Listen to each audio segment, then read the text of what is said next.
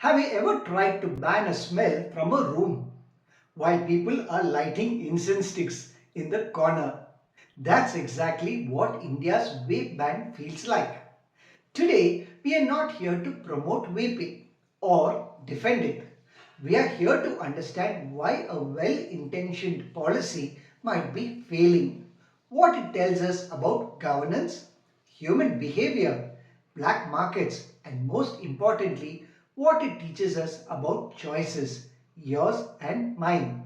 This isn't just a vape pen, it's about the space between law and life. Let's dive in. In 2019, India banned e-cigarettes under the Prohibition of Electronic Cigarettes Act, citing public health concerns. The government argued that vaping was the gateway to nicotine addiction for the youth, possibly worse than traditional smoking because it was disguised as cool. Sounds noble, right? Even the World Health Organization backed this move. Their idea was nip the addiction in the bud. And yet, walk down any metro station, college campus, or high-end cafe in Delhi, Mumbai, Bangalore, and you'll see vapes sold like candy under the counter. So the real question is, if vapes are illegal, why are they everywhere? Here's a story. A 19-year-old college student I interviewed, let's call him Rohin, told me that vapes are easier to get than cigarettes. All he had to do was join a WhatsApp group. Payments through UPI, delivery by Dunzo. No ID, no questions, no fear. And when police do raid a shop, guess what happens? The shop shuts for a week and reopens under a cousin's name. The supply chain still intact. In fact, India's illegal vape market is now estimated to be over 1,500 crore and growing. Is the law failing, or is our enforcement broken, or worse, have we misunderstood the problem altogether? Let's bring in some case laws. In Suresh Chandra Sharma versus Union of India, the Delhi High Court reinforced that public health is a part of the right to life under Article 21. But laws, the court warned, must be proportional and enforceable, not just aspirational. Now combine that with the principle of reasonable classification under Article 14. The law must not arbitrarily target one product over the another without a rational nexus. So here's the irony. Cigarettes, which are deadly and proven carcinogens, are still legal with warnings, but vapes banned outright. Logically, is this a health first policy or a fear first reaction? Let's step back from the law. Let's talk about addiction. When the ban came, many young users didn't quit, they just switched. Some went back to cigarettes, others switched to cheaper, unregulated Chinese knockoff vapes. No quality control, no idea what chemicals they are inhaling. And what about livelihoods? Thousands of small shop owners, those selling imported, taxed products, lost income overnight. But the underground sellers, they are thriving. The ones playing by the rules were punished. The ones breaking them were rewarded. This is not just a policy failure, it's a human story of misplaced incentives.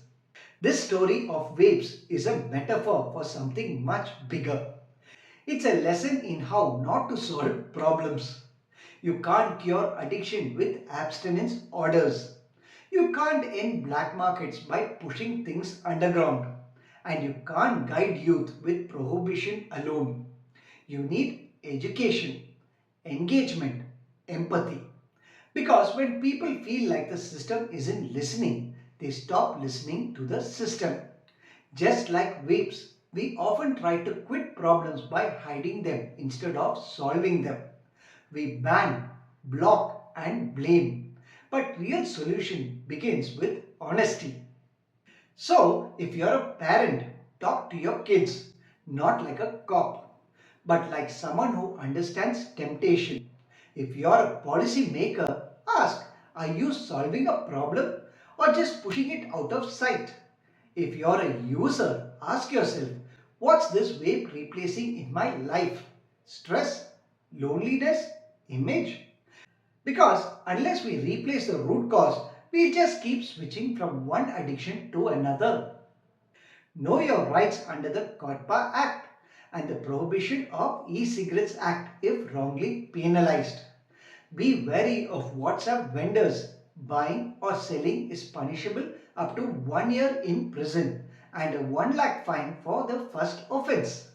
If you are looking to quit nicotine, check out government-sponsored de-addiction centers or the National Tobacco Quit Line, which is 1800 112356.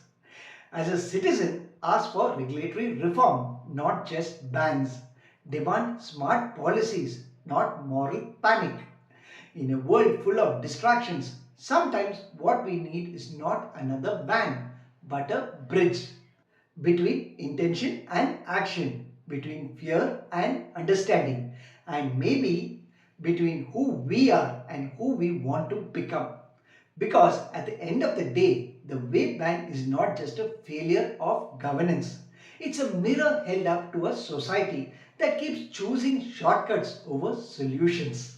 And that mirror includes us. If this video made you think, even for a moment, then don't just scroll away. Comment below, do you think bans help or hurt? Share this with someone who needs to see the other side of the story. And if you're new here, subscribe. Not because you agree, but because you're curious. And that's curiosity. That's where growth begins. See you in the next one. Stay aware, stay reflective. Take care. Bye.